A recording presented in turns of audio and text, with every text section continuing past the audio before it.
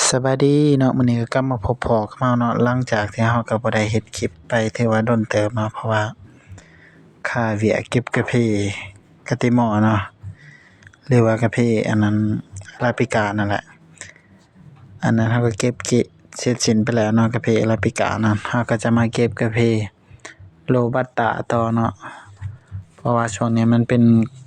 ฤดูกาลของการเก็บเกี่ยวกาแฟโรบัสต้าเนาะเราก็จะมาเก็บเนาะสุกหลายๆช่วงนี้พี่น้องเอ้ยกาแฟก็กำลังจะเริ่มสุกเนาะเราก็จะเก็บออกต้นใดที่มันสุกเราก็จะเก็บออกไปนำเนาะต้นใดที่มันบ่สุกเราก็จะปล่อยมันไปก่อนจังซี้นะเราจะเก็บเอาแต่ตัวที่สุกๆเป็นเมล็ดไซดีของมันเนาะเราจะเก็บเอาไปตากเนาะ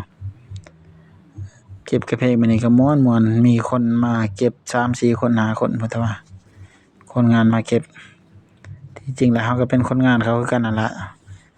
เพราะว่าเราไปเก็บรับจ้างนะอันนี้เราก็ได้กาแฟค่อนข้างที่จะหลายเติบอยู่เนาะเพราะว่ากาแฟก็กำลังเริ่มสุกพอดีเลยพอดีเก็บนะเก็บออกง่ายอยู่เพราะว่ามันสุกแล้วมันสุกเป็นเมล็ดไซดีจังซี่นะถ้าว่ามันดิบเนี่ยมันก็จะเหนียวเนี่ยเวลาเราเก็บมันก็จะเก็บยากเจ็บมือเอาซี้นะถ้าว่ามันสุกคือแนวนี้เนี่ยมันเป็นเมล็ดเชอรี่เนี่ยเราก็จะเก็บออกง่ายเพราะว่ามันสุกแล้วควันของมันก็จะหล่นง่ายเวลาปิดอิหยังนะเวลาเราขูดออกซี้นะการเก็บกาแฟอันนี้โรบัสต้าของเราน่ะก็จะเก็บแบบง่ายๆเนาะเพราะว่าเราบ่ได้เลือกเนาะต้นใดที่มันสุกเราจะเก็บออกไปเลยเหลือเล็กๆน้อยๆเราก็จะเก็บออกเบิดจังซี่นะบ่คือกาแฟอาราบิกาจังซี่นะเราจะได้เลือกเป็นหน่วยจังซี่นะแต่ว่ากาแฟโรบัสต้านี่เราจะส่ำใดส่ำหนึ่งมันก็ได้จังซี่นะอันนี้เราก็